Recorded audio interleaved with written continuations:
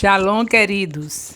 Hoje é Lucas capítulo 10, que fala dos os 70 e o bom samaritano e Marta e Maria. É o assunto de Lucas capítulo 10. Nesse capítulo, veremos o relato do envio dos 70 discípulos por Jesus, a famosa parábola do bom samaritano e a visita de Jesus a Marta e Maria em Betânia. Começamos o capítulo com o relato do envio dos famosos 70 discípulos às cidades da Pérea, também relatado em Mateus 8. Jesus pede que eles desfrutem da hospitalidade das cidades que os receberem bem e que sacudam a poeira de suas sandálias contra as cidades que não os receberem bem. Após amaldiçoar Corazim, Betsaida e Cafarnaum por não receberem os discípulos, Jesus faz uma oração de agradecimento pelo sucesso dos discípulos. Provavelmente uma das parábolas mais conhecidas de Jesus, a história do bom samaritano, aparece apenas nesse capítulo, que conta que um viajante foi espancado, roubando e largando quase morto numa estrada. Roubado e largado quase morto numa estrada. Primeiro um sacerdote e depois um levita passaram por ele, mas evitam ajudá-lo. Por fim, um samaritano para e ajuda o homem, apesar do desprezo mútuo entre os judeus e samaritanos. A história foi contada como resposta a uma pergunta sobre a identidade de quem seria o vizinho que deve ser amado. O relato prossegue com Jesus entrando em uma aldeia e se hospedando na casa de Maria e sua irmã Maria, na casa de Marta e sua irmã Maria, um local tradicionalmente identificado como sendo Betânia. A primeira preocupada pede Marta, preocupada, pede que Jesus mande a irmã ajudá-la, mas ele responde contra ela, reforçando a importância de ouvir a mensagem de Jesus em relação às tarefas mundanas. O contexto histórico de Lucas 10. Após um tempo com seus discípulos, Jesus quer saber como eles agiriam sozinhos. Então ele lhes dá poder e autoridade para curar e expulsar demônios. A multiplicação de pães e peixes nos mostra que nem mesmo a escassez pode nos impedir de viver a vontade de Deus. Com ele, aquilo que é pouco, com Jesus, aquilo que é pouco se torna o suficiente. Quem as multidões dizem que eu sou? Jesus quer saber os relatos dos discípulos que mostram que achavam que ele era uma reencarnação. Quem vocês dizem que eu sou? Ele pergunta. Pedro é o único que tem a coragem de dizer: você é o Cristo de Deus. Seus discípulos mais próximos, e vai para um monte orar. Ele sai para orar em um monte, levando seus discípulos mais próximos. Jesus, então, transfigurou-se com Moisés e Elias conversando com ele. Uma voz diz que a autoridade pertence somente a Jesus. Vimos um pai atrás de alguém para que orasse por seu filho. Jesus ficou muito irritado e os acusou de incredulidade. Os discípulos discutiam sobre qual deles seria o maior. Jesus, através de uma criança, diz: quem receber esta criança em meu nome, está me recebendo, Quem me recebe está recebendo aquele que me enviou. Pois aquele que entre vós for menor, este será o maior.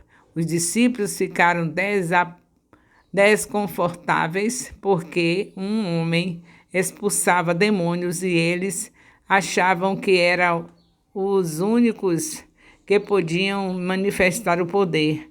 Mas Jesus nos ensina amor, tolerância e de quem é autoridade. Jesus nos ensina amor, tolerância e de quem é a autoridade. Em Samaria ouvimos anunciar as boas novas, mas não crerão nele. Com o discurso do amor ao próximo na pregação e seguir Jesus torna todas as áreas da nossa vida secundárias. Tudo em nós é secundário. O principal é estarmos amando ao nosso próximo, a Deus sobre todas as coisas e ao nosso próximo como a si mesmo. Lucas 10:1. Os 70 são enviados.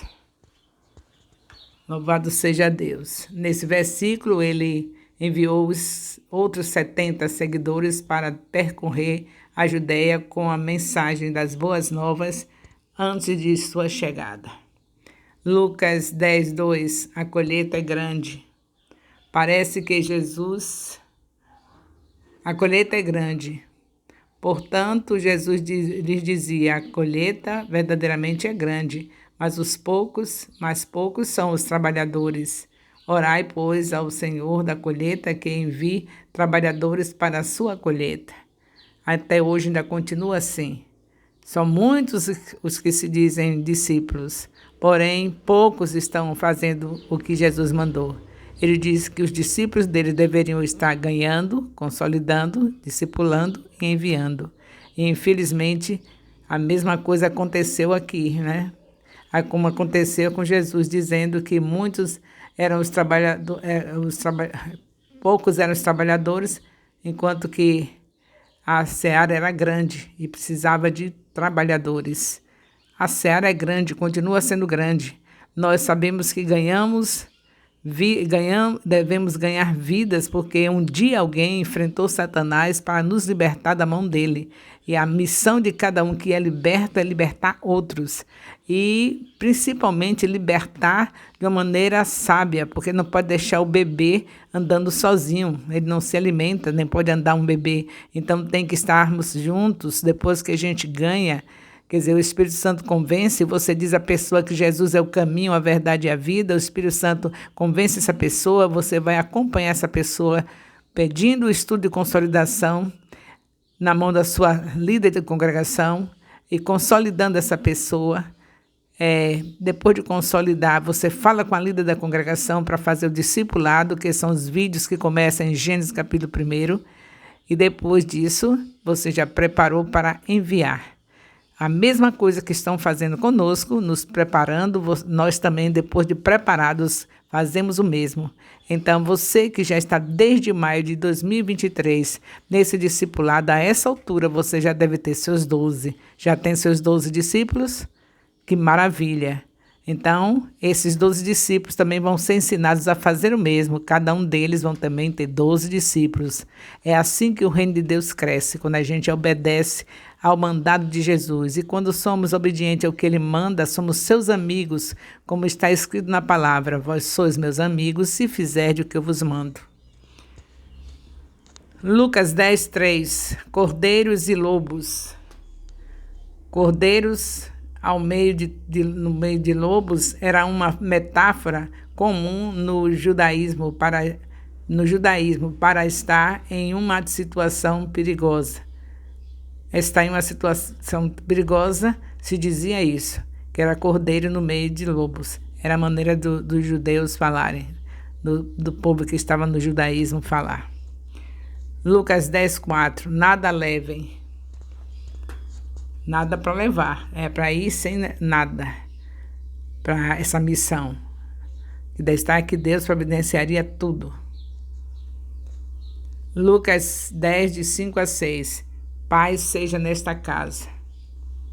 Paz era a saudação tradicional dos judeus, mas na verdade essa palavra fala de integridade e bem-estar.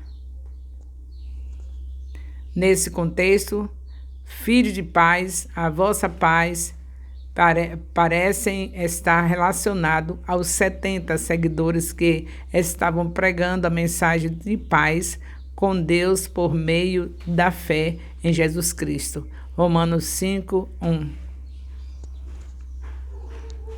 Lucas 10:7. O salário é digno. O salário é digno. Sobre permanecei na casa, nós podemos ver isso em Lucas 9:3-5. Digno é o trabalhador do seu salário, é um princípio básico de justiça. Paulo citou esse princípio para defender que os ministros da palavra de Deus têm direito de serem pagos por seu trabalho. 1 Timóteo 5, de 17-18. É desse jeito que nós temos visto nosso ministério. É desse jeito que nós ensinamos, como está na palavra. Já imaginou um homem como o apóstolo Elias, que o tempo todo foi trabalhando para Deus? E como é que ele vai ficar sendo sustentado se não tiver esse salário? Se ele cuida o tempo todo. Todos que acompanham esse ministério sabem que ele não é somente um pastor, ele é um pai. Ele não tem horário para atender as ovelhas. É de dia, é de noite, o tempo todo atendendo o povo de Deus, cuidando das ovelhas. Ele poderia fazer um outro trabalho? De jeito nenhum. Então tem que ser sustentado pela igreja, porque não pode fazer outro trabalho.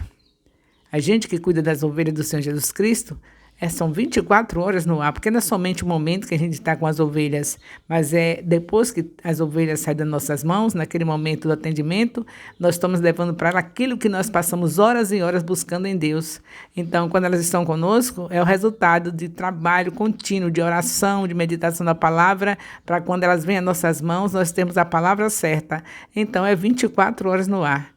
Até as madrugadas nossas são ocupadas com o Senhor, porque sem Ele nós não poderíamos cuidar das ovelhas, porque não temos nada para entregar para as ovelhas se não for vinda de Deus. Então é muito sério o trabalho de um filho de Deus que é fiel ao comando do Senhor. O Senhor quer que cuide das suas ovelhas. E para cuidar tem que ser um tempo integral, por isso tem que ser sustentado pelas ovelhas. Louvado seja Deus. Lucas 10, de 8-9. Se receberem bem, se os 70 discípulos fossem bem recebidos em uma cidade, isso indicaria que o coração das pessoas estava aberto à mensagem do Evangelho. De certa forma, os aspectos presentes do Reino de Deus estavam também na pregação do Evangelho e no ministério de cura delegado por Jesus aos 70. Lucas 10, de 10-11.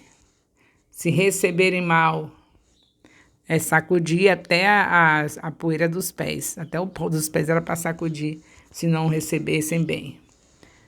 Lucas 10, versículo 12. Juízo de Deus.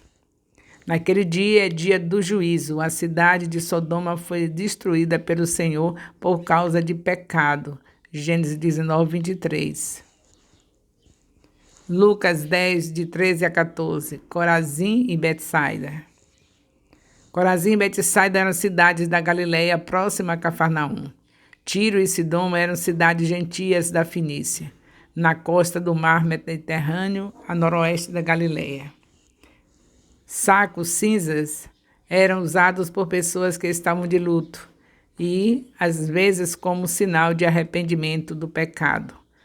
Neemias 9:1, Jonas 3:5. Lucas 10:15, Cafarnaum. Jesus passou mais tempo ministrando em Cafarnaum do que em qualquer outra cidade da Galileia. Mesmo assim, em sua arrogância, exaltada até o céu, o povo dessa cidade rejeitou ao Mestre e, como consequência de sua incredulidade, seriam enviados ao inferno, o domínio da morte e do castigo após a morte. Lucas 10:16. Ser representante do reino. O princípio aqui é que a rejeição aos discípulos é em última instância, uma rejeição a Deus, Pai. Pois o Pai enviou o Filho, e o Filho, por vez, enviou os 70 discípulos para pregar e curar. Quem rejeitá-los, está rejeitando ao próprio Deus. Eles foram comissionados por Cristo, logo dar ouvido aos 70 era dar ouvidos ao próprio Jesus. Da mesma forma, rejeitar os 70 era o mesmo que rejeitar a Jesus, e rejeitar Jesus era o mesmo que rejeitar o Pai. Lucas 10, de 17 a 20, alegria dos 70. Parte das curas feitas pelas 70 discípulos tinha a ver com expulsar demônios. A expressão Satanás cair como um relâmpago do céu provavelmente é uma alusão a Ezequiel 28, 16 a 17, que fala do juízo inicial contra o diabo, por ele ter se rebelado contra Deus. Essa passagem fala de ambas, essa passagem fala de mais uma derrota de Satanás, quando os discípulos de Jesus foram vitoriosos no ministério sobre o poder do inimigo, aqui simbolizado por serpentes e escorpiões. Por mais que o poder de expulsar demônios fosse incrível, o mais extraordinário ainda era que os nomes dos discípulos estavam escritos na lista dos escolhidos de Deus. Apocalipse 13, 8. Lucas 10, 21 a 22. Gratidão de Jesus. Esta menção ao Espírito faz parte da ênfase de Lucas no Espírito Santo. Os sábios e prudentes da região haviam rejeitado o ministério dos 70 discípulos, mas os insignificantes e as crianças aceitaram sua mensagem. Isso fazia parte do plano de Deus em bom à tua vista. Isso fazia parte do plano de Deus. Deus escondeu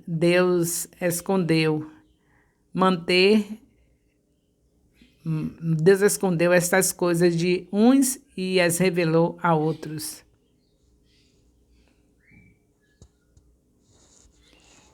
É impossível que seres humanos espiritualmente mortos conheçam Deus, Pai, Filho e seu Filho, a não ser que o Espírito revele a si mesmo e ao Pai. Lucas 10, 23 e 24. Muitos desejaram ver o ministério de Cristo e até mesmo sua autoridade delegada de curar e expulsar demônios era algo realmente abençoador. Pedro afirmou que, além dos profetas e reis, até os anjos queriam ver e ouvir as coisas que Jesus estava fazendo. 1 Pedro 1,12. Lucas 10, 25. Como herdar a vida eterna? Juristas indicam o mestre da lei, Lucas 11, de 45 a 46. Muitos deles também eram fariseus. Essa pergunta era clássica no judaísmo e foi feita para pôr Jesus à prova. Herdar, a palavra herdar, receber a parte que te cabe.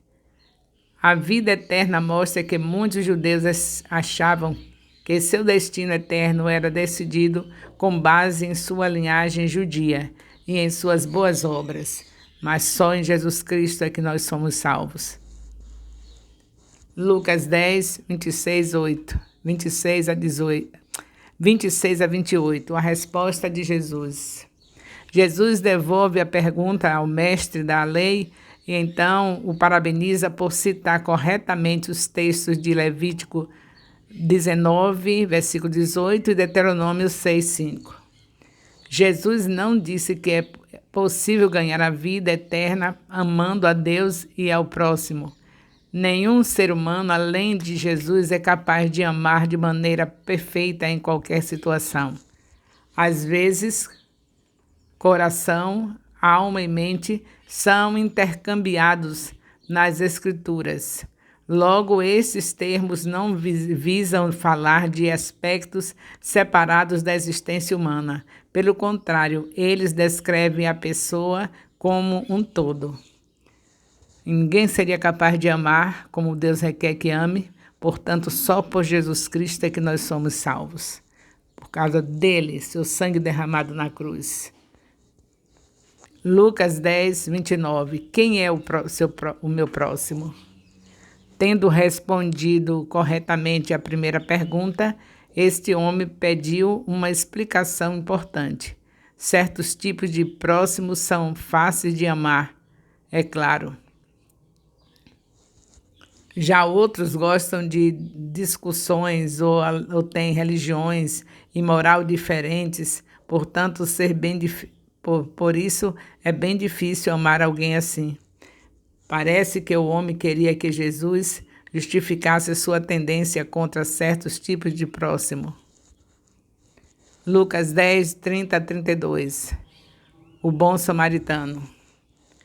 A estrada de Jerusalém para Jericó, que percorria uma distância de 27 quilômetros, com uma descida de mais de 915 metros, era um caminho perigoso para atravessar nessa região deserta. Ela tinha muitos pontos em que os ladrões podiam ficar à espreita.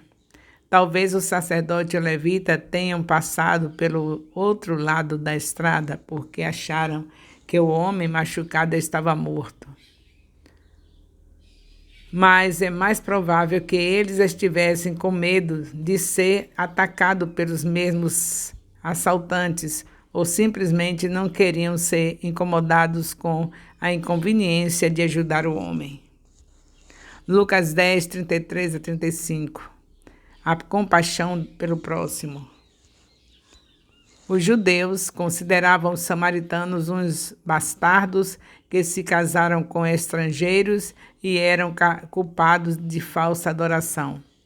O fato de um inimigo declarado dos judeus mostrar compaixão por um judeu ferido e pagar as despesas de sua recuperação, ao passo que 2 oficiais religiosos judeus não o fizeram, humilhava profundamente um judeu. Lucas 10, 36 a 37. Vai e faz igual.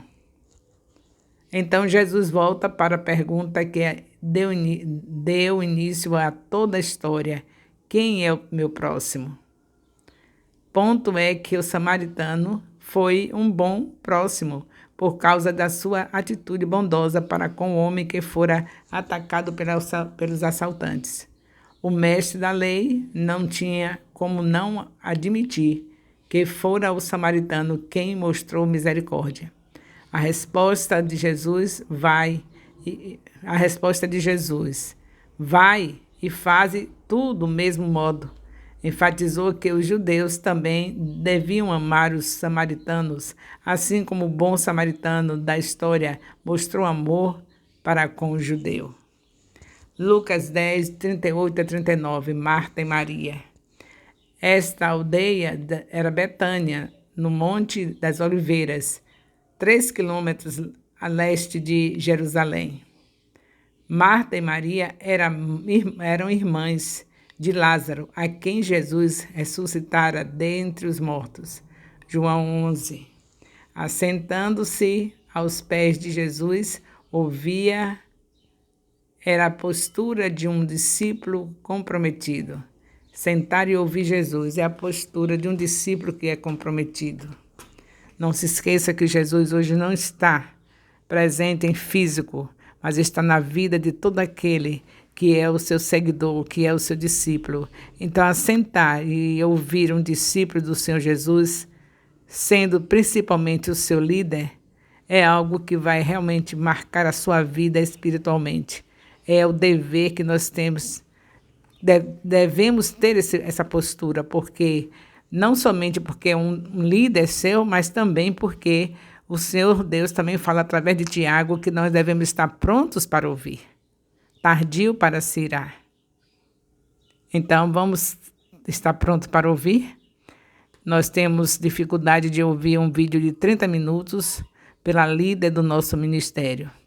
Será que nosso tempo está tão comprometido com coisas importantes do reino que não temos tempo? Porque se a coisa mais importante para o reino é você ganhar, consolidar e enviar.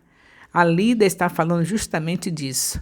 Como é que você não tem 5 minutos para parar e ouvir o vídeo, copiar o que você ouviu em 5 minutos a cada dia?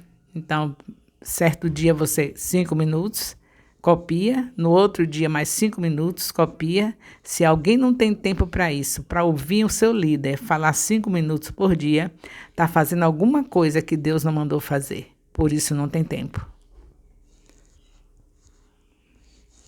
Então nós vemos aqui, Marta estava atarefada e se distraiu daquilo que deveria ter sido a sua prioridade número 1, aprender de Jesus.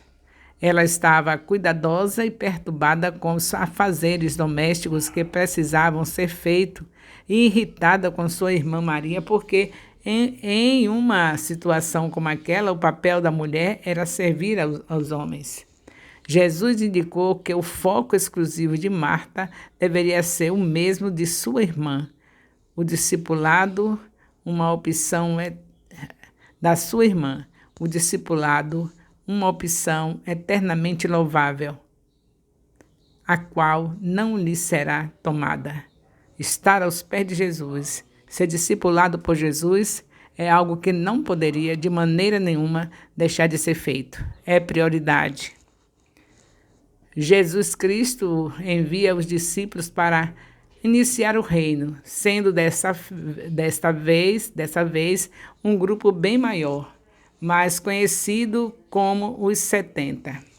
O princípio que quer nos ensinar é que a obra de Deus é grande e muitas pessoas devem ser alcançadas. Precisamos orar ao Senhor para que envie mão de obra. Ele envia esse grupo de 70 com ordens bastante específicas e a ideia é que eles confiassem em Deus sobre todas as suas necessidades, comida, hospedagem, higiene.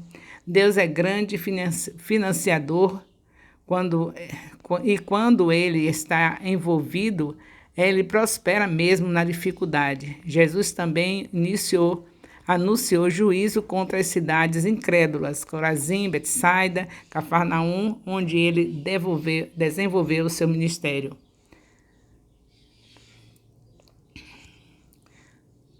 Precisamos estar atentos para não desenvolver incredulidade.